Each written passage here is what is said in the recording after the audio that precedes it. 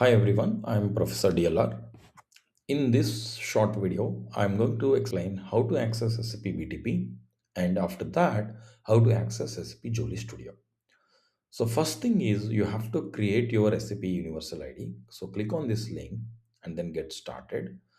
So if you already have an account, please proceed to step 2. Okay. So provide your email address, personal information initially, set up your password, verify your email address with your OTP, and accept the legal disclaimer and start with it. Once you do that, click on Access SAP BTP Services. So log into this URL. It will ask you for a user ID and password. Give your email ID and the password you choose set. If you don't remember the password again, you can click on the forget password. Okay, so you will get an email from ias at notifications.sap.com. Check in all your mails, spam also. So you get a password reset email, just reset it and then log into the Professor's RSA BTP system. Okay, so once you log in, you should see a screen like this.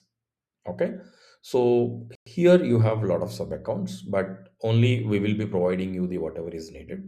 Let's say if you want to access to the SAP Julie, you should go to this Professor's BAS sub account. You just have to select it. So once you select this, you should see a sub account like this, Professor's BAS. Okay, whereas you have a lot of entitlements and instances.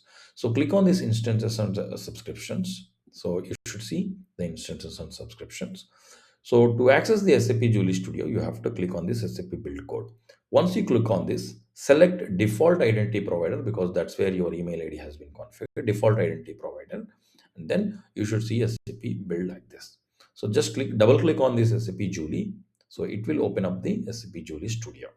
Okay, so where you have this services, data models, user interfaces and all, then you should start working on this one.